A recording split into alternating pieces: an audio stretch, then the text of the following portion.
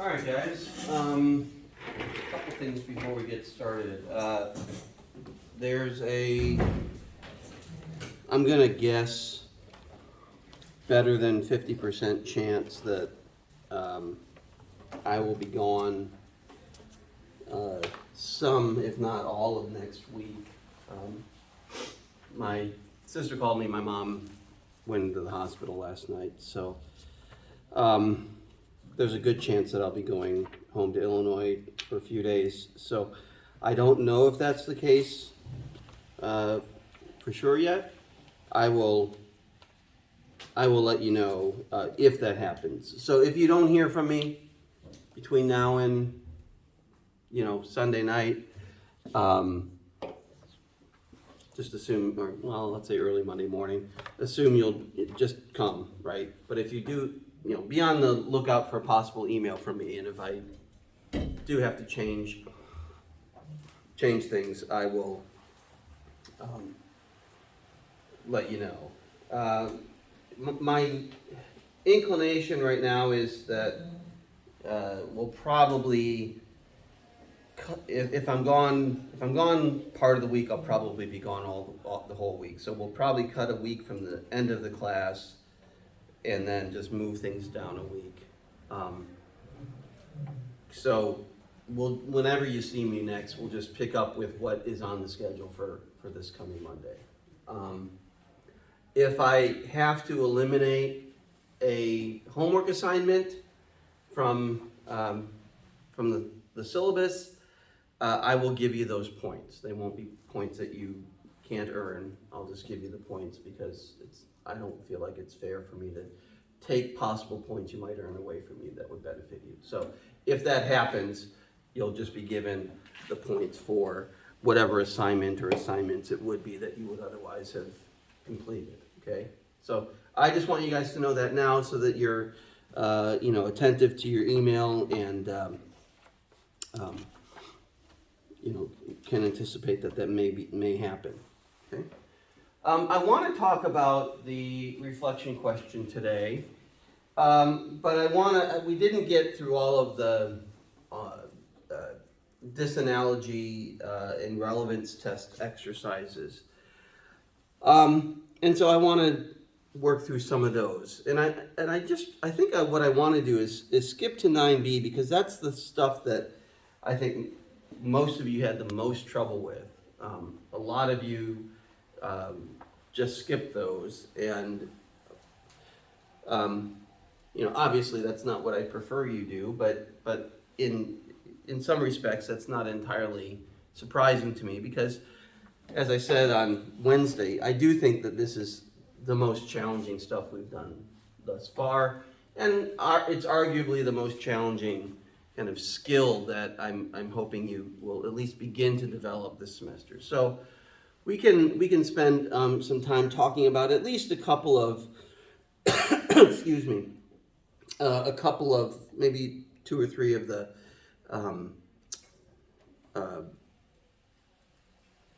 exercises in 9B. Okay, so let's look at those. So 2, 4, 6, and 8 were the ones in 9B that you were to do, and you're using the exercises in 8B to do these, right? So the first thing to do is to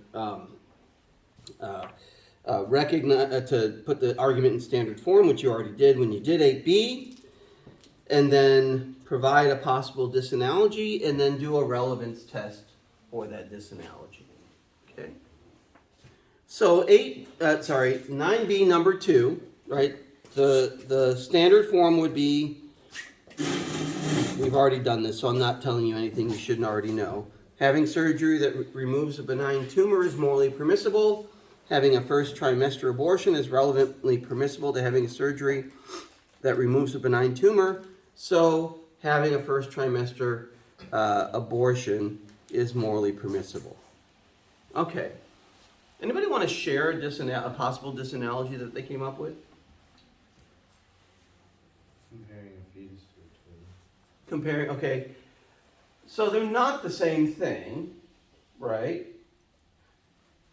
What is the basis in this implicitly or explicitly, what is this argument saying makes them comparable? What's the feature that they both share that makes them comparable so that we can conclude that aborting a first trimester fetus is similar to removing a benign tumor? So like they're both, or like they both have medical procedures. Well, okay, they're both medical procedures. Okay.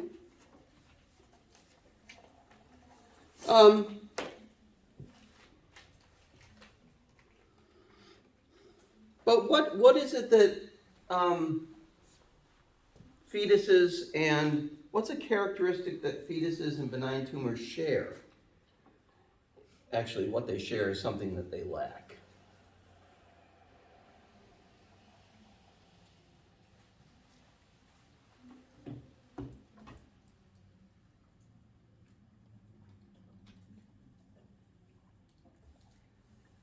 Is it lack of awareness? Yeah, right? Yeah. Lack of conscious experiences. Okay? So, you know what? This was giving out to me. Let me quickly run and get a new dry erase marker. That one's going to not be helpful.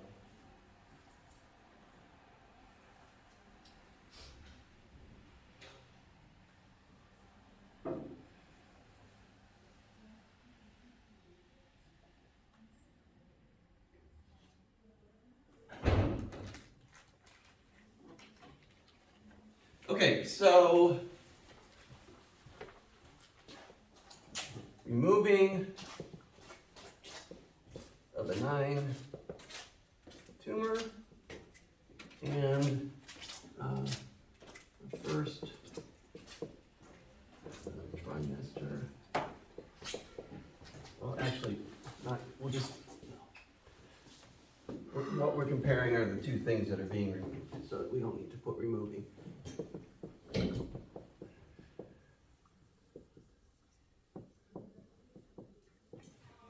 Okay, so the similarity here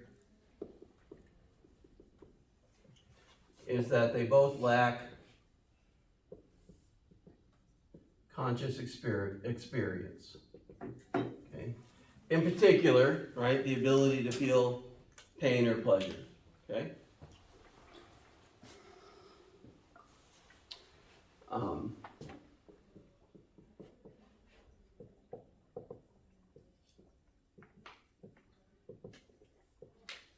Okay, so that's the similarity, right? This is the analogy.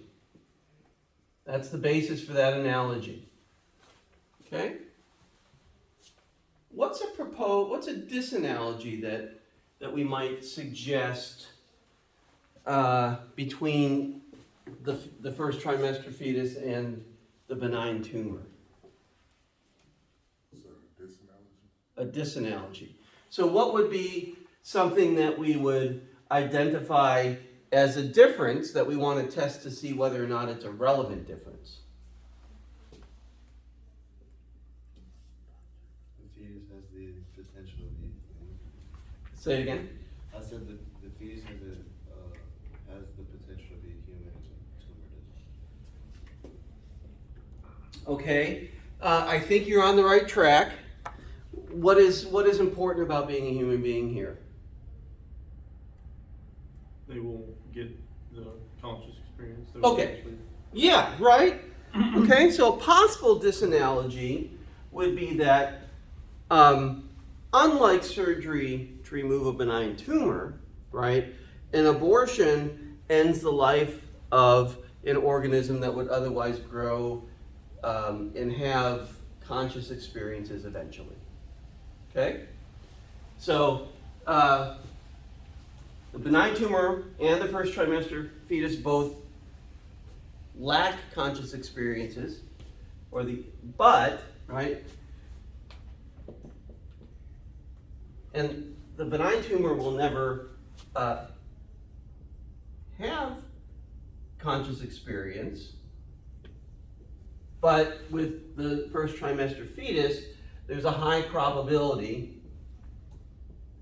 that the fetus will develop the ability for conscious experience. Okay?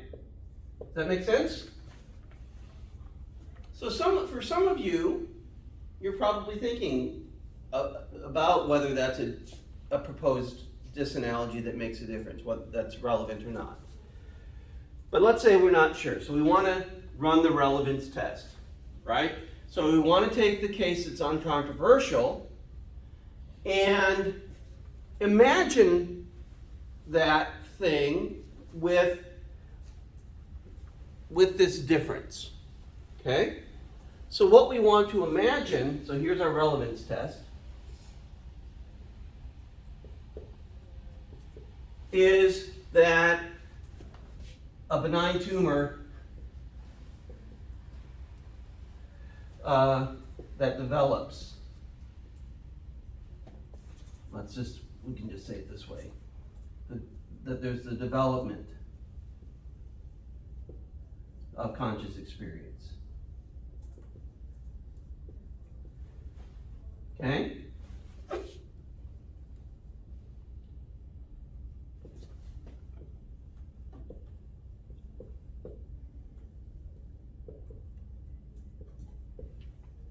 So we want to imagine that both have the thing that we're proposing as the disanalogous feature between the two. Does that make sense? Okay? This requires a little bit of imagination. Okay? So what we're imagining here with a benign tumor that, because benign tumors don't develop conscious experience, right?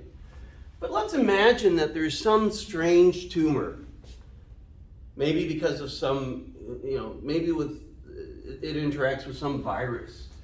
And somebody who has, let's say this is a tumor that's on, those are very short legs, on this person's leg, okay? Let's say this tumor interacts with a virus. If it interacts with a certain virus, it will eventually develop into a separate being that has conscious experiences, okay? It's kind of a science fiction-y sort of imaginative case. But if it were possible for a benign tumor to develop into a being that would possess conscious experience, would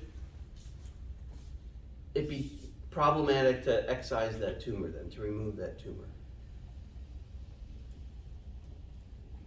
What do you think? Who thinks if you don't think it would be problematic?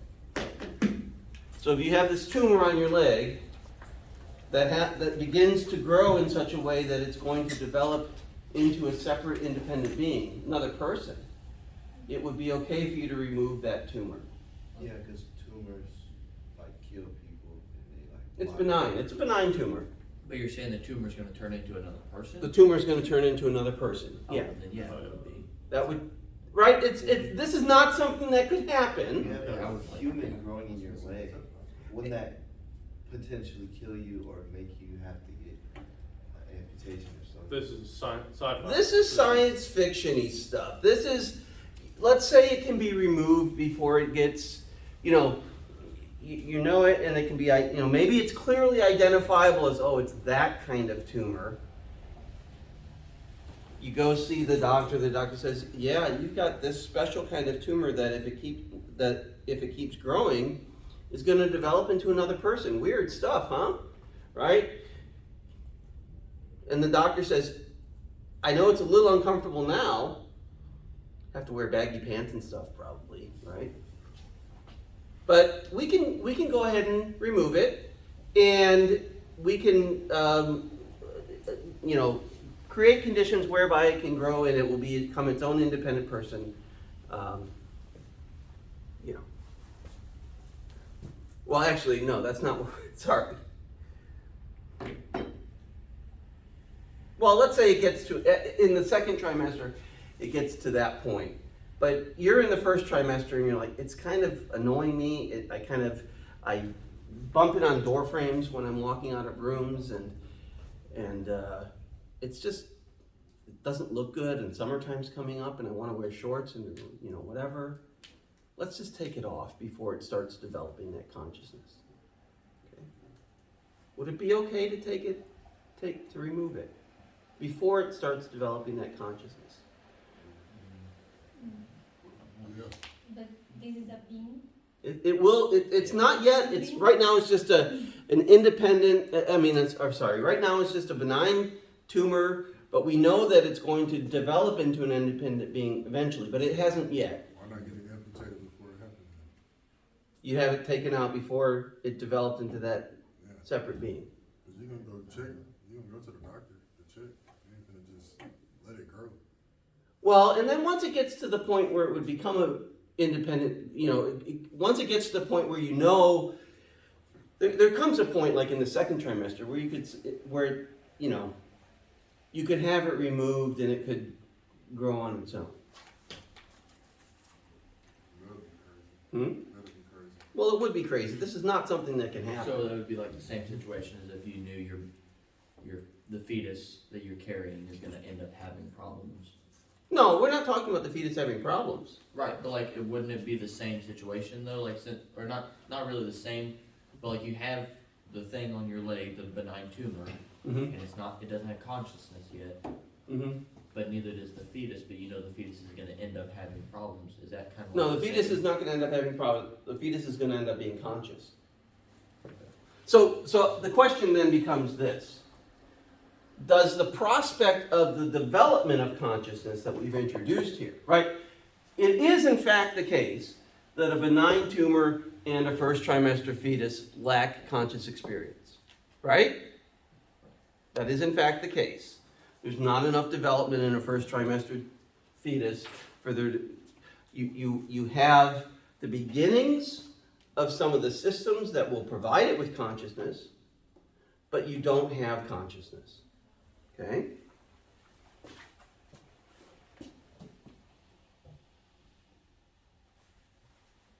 Here we're suggesting that the fact that the fetus doesn't currently have consciousness, but that it will have consciousness, is a difference that makes a difference. Okay? So does the potentiality, in fact the high probability, that the first trimester fetus will continue to develop in such a way that it will become a conscious, independent being, make a difference for whether we want to draw an analogy between its removal and the removal of a benign tumor.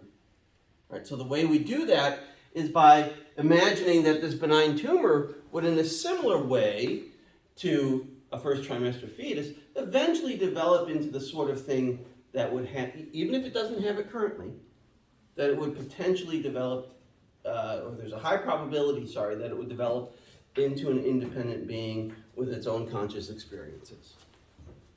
Okay? So does that potential for conscious experience, is that a difference that is a relevant difference between a first trimester fetus and a benign tumor that would lead some people to say that it would be impermissible to remove the first trimester fetus, but it would be permissible to remove the benign tumor? There's probably not going to be any kind of adding in this stuff or considering this stuff. There's still going to be differences, right? This is going to be a pretty clear judgment that most people would have, right? Some people are just going to disagree about whether the potential for conscious experience is a difference that makes a difference between the fetus and the benign tumor. Some people would make this sort of argument, right? Some people will say an acorn is not an oak tree. A medical student is not a doctor, Does that make sense, right? The potential to become something is not the same thing as being that thing and having the potential, having the potential for some status doesn't confer upon you any kind of benefits that come along with having that status. If you're a medical student, you cannot participate, you can't do a heart transplant, right? Does that make sense? Okay? So some people will say that the potential for something is not enough of a difference to make a difference. That even if there is the potential for the fetus to develop conscious experience, all that matters is whether or not it has that consciousness now. And insofar as it does not, right, then it's no different than a benign tumor. Other people are going to say, no, right? The potential that a thing, if its development is unimpeded, will have some sort of status, in this case, the conscious experience, especially perhaps if we're talking about a human being, right? That is a difference that makes a difference. The potential for conscious experience is a difference that differentiates the fetus from the tumor. And so if this analogy would lead you to change your judgment about the conclusion that's reached in the original argument, then it's relevant. Okay? So people will disagree, but it's possible that it's relevant here, depending upon whether you think the potentiality for conscious experience is meaningful or not in how we make our moral judgments about abortion. Does that make sense, guys? Or not? You want to do another one? Shall we do another one? Just to try to get some more clarity? I understand it a little bit. You understand it a little bit? Do you understand it fully? You want to do another one so you can make sure you understand it a lot of it? Not just a little bit? Let's do one more. What time is it? How are we doing at time? 10:22. Let's do one more. Let's do number, let's do number 6, okay? So this is the one about vaccinations and skydiving, right? So the argument is,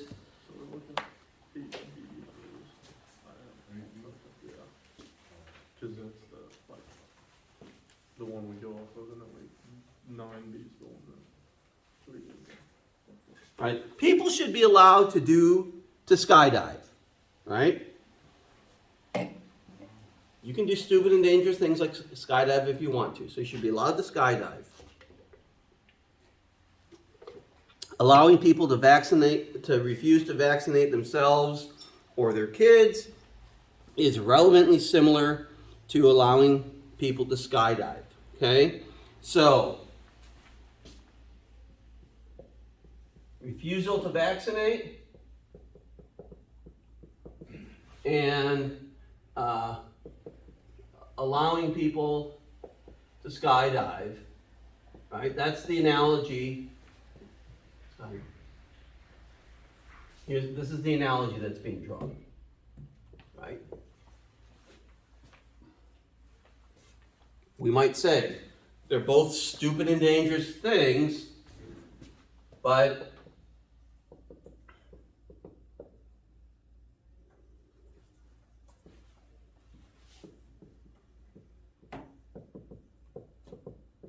if we allow people to do this, we should allow people to do that, okay? The fact that they're stupid and dangerous, that they pose potential risks to the individuals in question, doesn't change how we should think about those things. Does that make sense?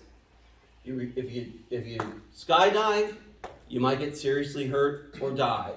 If you refuse to vaccinate yourself or your kids, you or they might, whatever the vaccination is for, might get seriously ill and potentially die. Okay? But if we're going to allow people to skydive, given that that's relevantly similar to allowing them to refuse to vaccinate, we should allow them to refuse to vaccinate. Okay? All right, so what's a potential disanalogy here? What's the difference between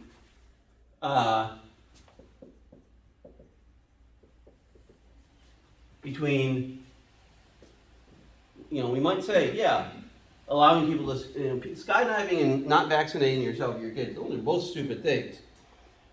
But there's a difference between those two things that, maybe makes a difference. So what would be a potential disanalogy or difference between those things?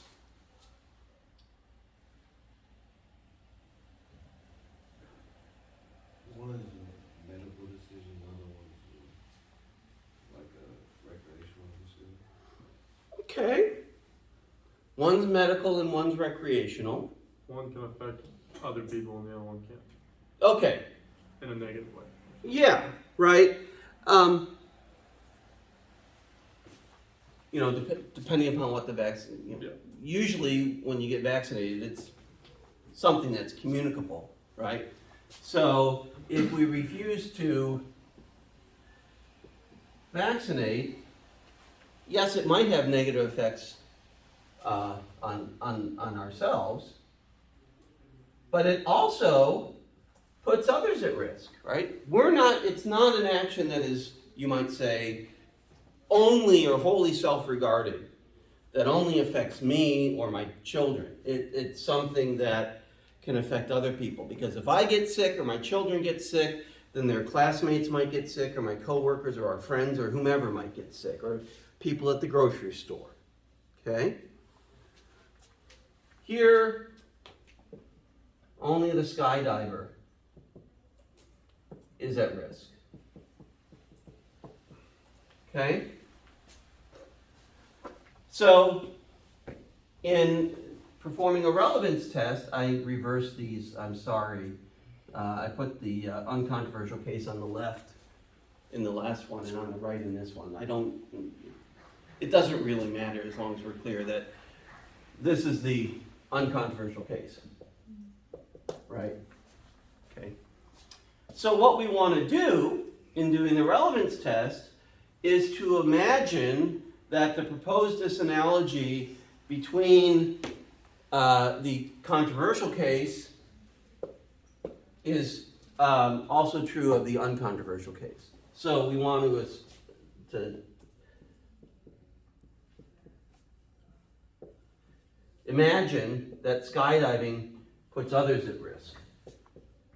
So Right. you would always put the controversial cases disanalogy on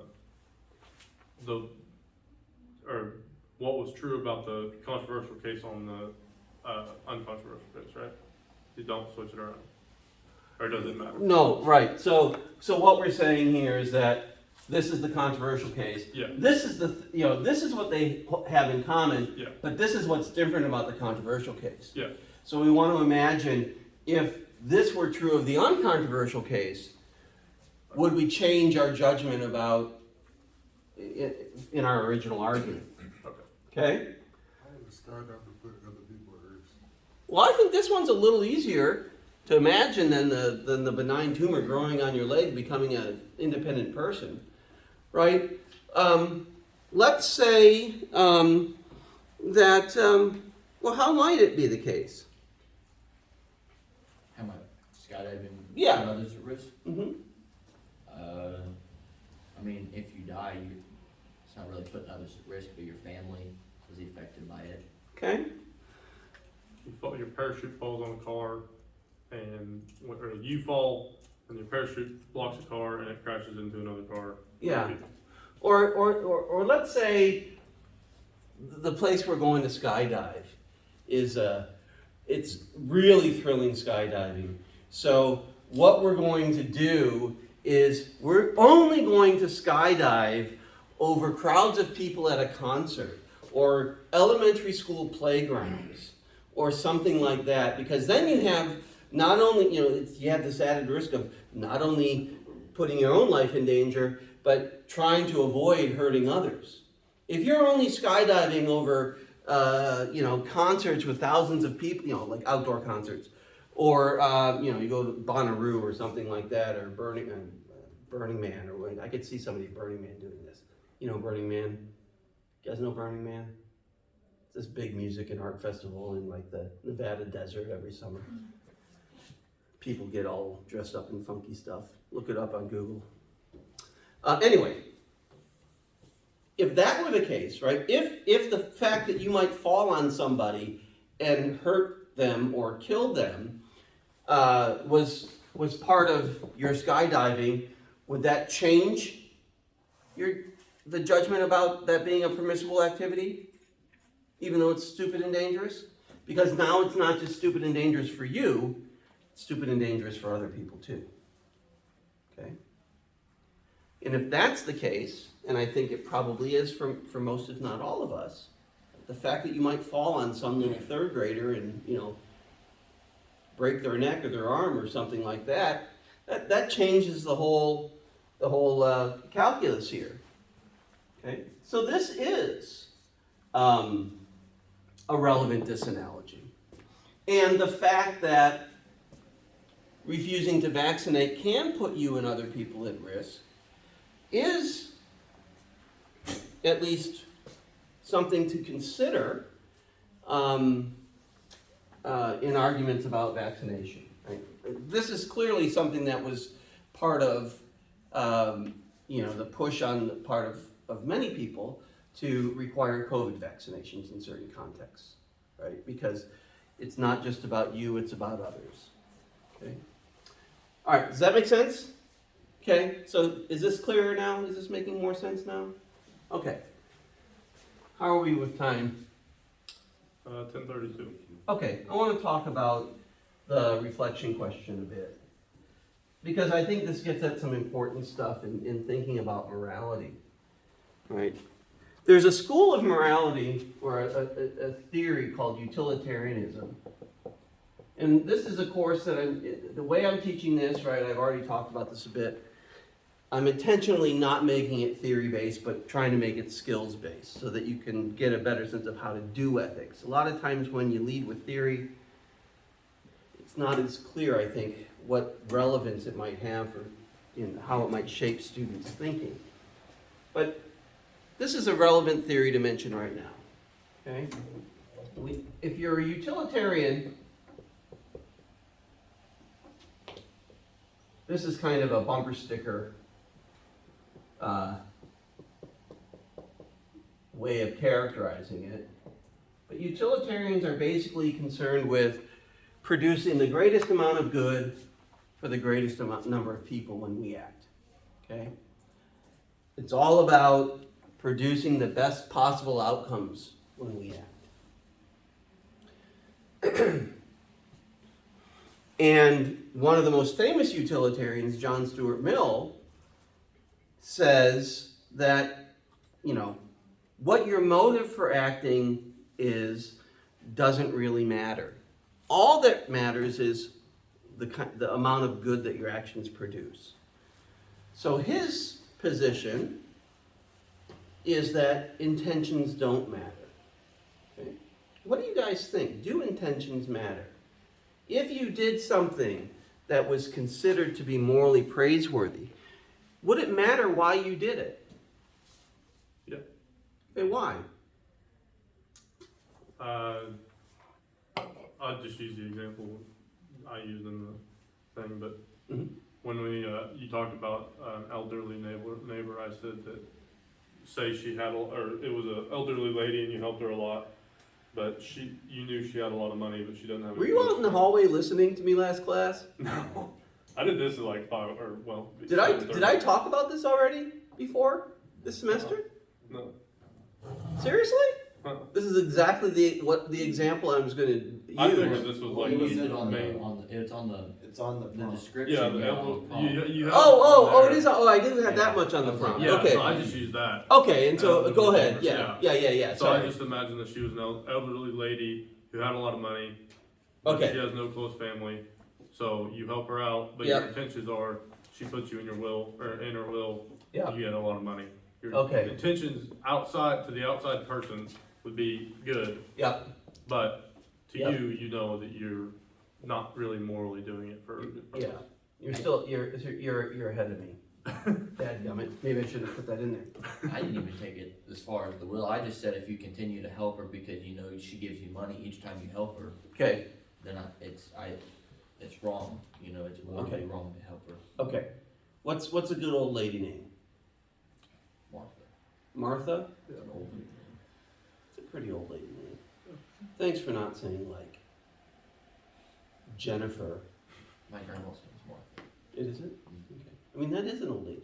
Eventually, like Debbie and Jennifer and Patricia, those will become, so they're kind of already becoming somewhat old lady names. But they're not as good as like Martha or Ethel or, I'll go with Martha. Gertrude. That's a really good old lady. What's another one? Like Eunice. Okay. Let's say there are 3 Boy Scouts that live on either side or across the street from Martha. Okay, Larry, Curly, and Moe. They're 3 Boy Scouts, not 3 Stooges. And let's say that each of these guys, how old are you when you're in Boy Scouts? Like 14? Younger than that, I think. Huh? They go from like 5 to like.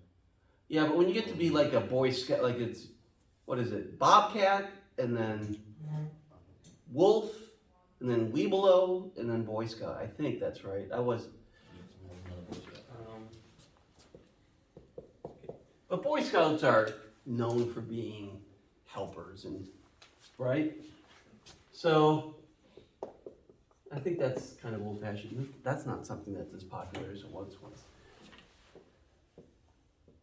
Well, let's imagine, in any case, that each of these guys takes 2 days a week. Larry on Monday and Thursday, Curly on Tuesday and Friday, Moe on Wednesday and Saturday. They help out Martha. And then if she needs any help on Sunday, there's always somebody from her, let's say her church, who can help her. Okay? And Larry, Curly, and Moe do things like mow her yard, do basic, gardening and, kind of trimming the hedges, things of that nature. They go shopping for her. Let's say there's a grocery store a few blocks down the street that they can walk to pretty easily and bring back groceries for. Martha's like in her early 90s, so it's probably not in the cards for her to be walking a few blocks and back without it being potentially dangerous. Or if she really insists on going, they go with her and help her cross the street and all that good stuff, right? She has a backyard with a fence, and she'll let her dog out, but she also tends to overfeed the dog. So to keep the dog from becoming a little sausage, they take the dog for walks and play with it and stuff. Okay? And just generally spend time with her, talk to her, and so on. And they all do these things to an equal degree, equally well. Right? So if we're looking at this from a utilitarian point of view, Martha's really the only person who's at issue here, right? We're not talking about lots of people. We're just really talking about the good that they produce from Martha. You would probably assess, at least from a utilitarian point of view, Larry, Curly, and Moe as being each equally praiseworthy. They all produce the same degree of utility for Martha. Okay? But let's say, one day we're just kind of curious, and we say to Larry, why do you help Martha out? And Larry says something like, well, my grandmother passed away a few years ago, and I love my grandmother. I love the time I spent with her. I usually spent a month or 2 with her during the summertime, and those are the happiest memories I have from my childhood. She always had the best stories, and it was just always a joy to be with her, and I always liked helping her out. And when I'm with Martha, that's how I feel. Being with Martha is like being with my grandmother. And just as I like to help out my grandmother and spend time with her and be her companion, I like to be Martha's companion and spend time with her. Okay? Make sense? You can imagine some kids saying that. Curly says, well, Martha's fine. I don't dislike Martha. I don't have any I'm not really like, I don't You know, I don't love Martha like I love my own grandmother, but I see it as my duty. Right? She needs help. And I can provide it, so I do.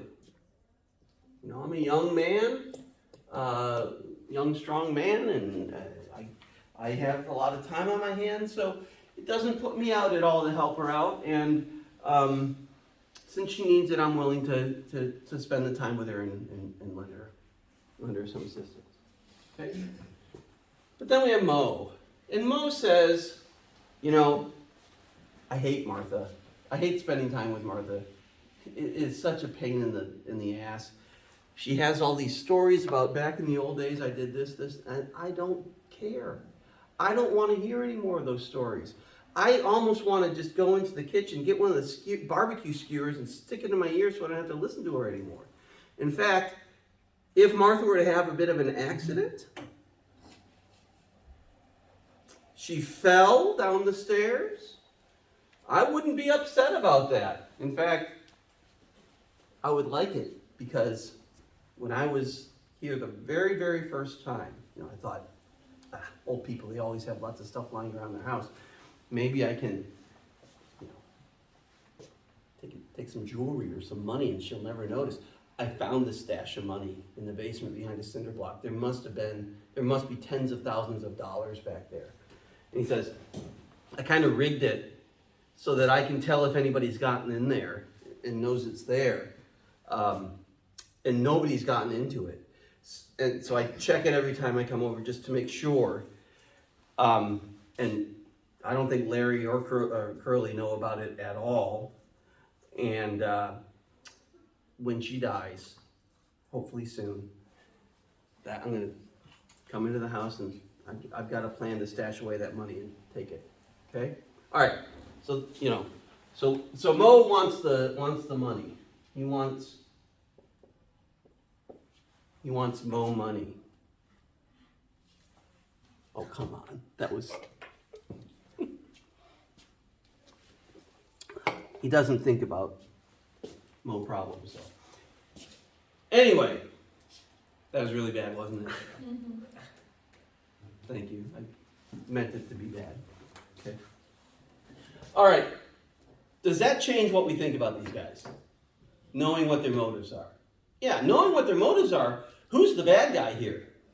Mo. Mo is really clearly the bad guy.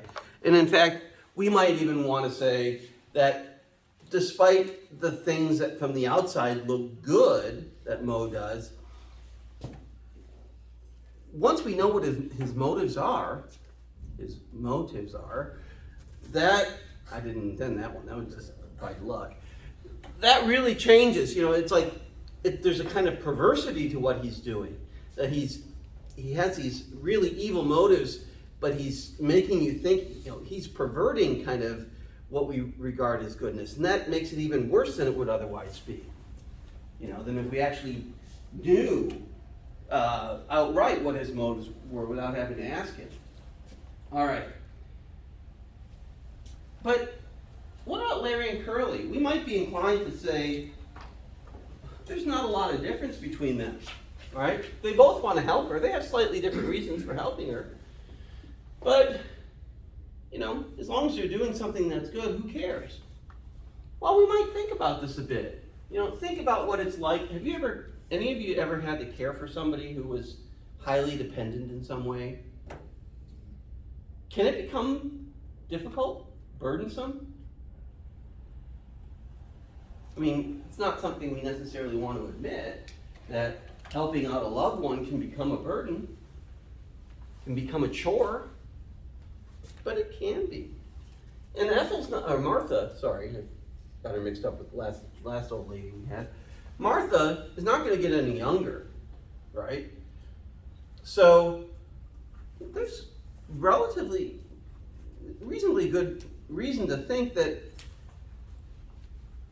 she might, and especially if she suffers some cognitive decline, she may get kind of, this sometimes happens with elderly people. They get grouchier and she might seem kind of mean and it might not be the kind of experience that reminds Larry anymore of spending time with his grandmother.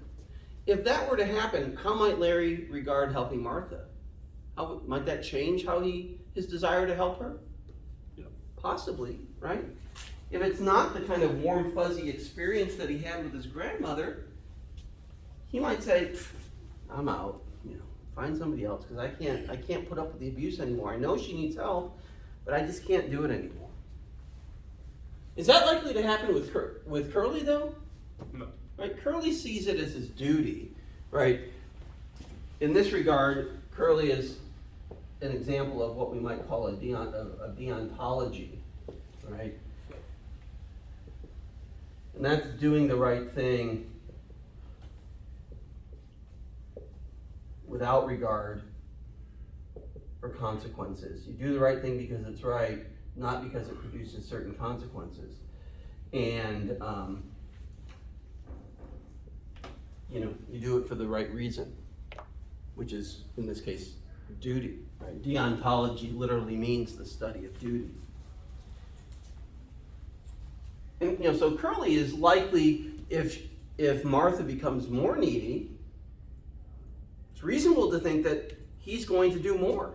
His motivation is to provide the help that she needs because he sees it as his duty. But there might be some deficiencies here with Curly too. Let's think about it this way. Do you guys know Claire across the hall, Dr. Schmidt? If you haven't had a class with Dr. Schmidt across the hallway, you should. She's awesome. So everybody up on this floor is in the Communication, Humanities, and Human Services division. Okay, I'm co-chair of that division. So let's say, I have a certain responsibility to the people on this floor, right? Let's say Claire gets sick. Claire lives in Columbia. Let's say she's admitted to Boone Hospital and has to stay there for a while. She's pretty sick, and her husband's busy with the kids and keeping the things down at home. And I know she gets lonely, and so every day after work, I drive to Columbia. Let's say I leave here about, I leave a little early after my 2 o'clock class, so I'll leave about 3, get there about 4, stay with her for an hour and a half or so every day until she's discharged, right?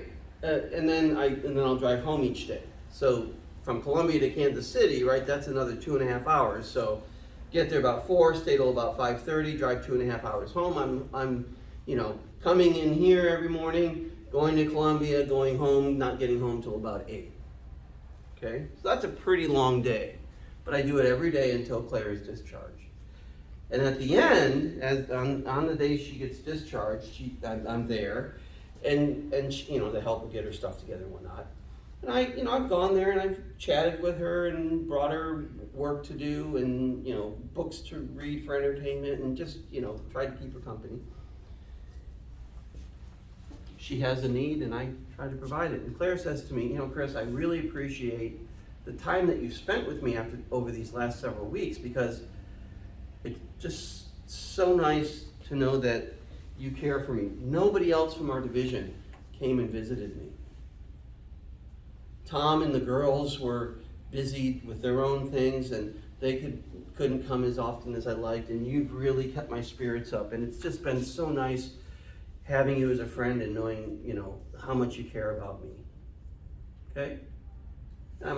Let's say I say to her, Claire, I'm your chair. I'm your boss, and nobody else was going to go, so I figured, it's part of my job. It's my duty to go spend time with Claire. I had plenty of other things I would have rather be doing, but I would have felt, like I wasn't upholding my duty as your supervisor. If you were Claire, how would that make you feel? Like crap. Somebody comes spends time with you, visit, you want to feel like they care. That's kind of this, the opposite of what you want to hear. I mean, it's not as bad as me saying, I'm hoping you're going to write me into your will someday, but that's not what we usually think of when we think about caring for somebody else. So, here's the takeaway. There are certain motives that we can say are very problematic from a moral point of view, even if you're doing things that from the outside look good. But even with other motives, there are possible problems and pitfalls that we want to be conscious of. And in general, this is something that's important to be attentive to and to reflect on and to be critical about, is why it is that we're acting the way that we're acting. And to ask ourselves, are the motives that are guiding me here truly good ones? Can they be better? What might I do? Okay. All right. I think we're at time, aren't we? Yep. We over time? A little bit, not that bad. We are? Okay. Okay. All right. So, again, not sure what Monday or next week is going to look like. If you don't hear from me, we'll just proceed as normal. If you do hear from me, I will let you know what to expect, and I'll see you whenever I see you then. Okay? Have a good weekend, guys. You do. Thank you. You might not be here on Monday. Yeah, I might need to go home to Illinois to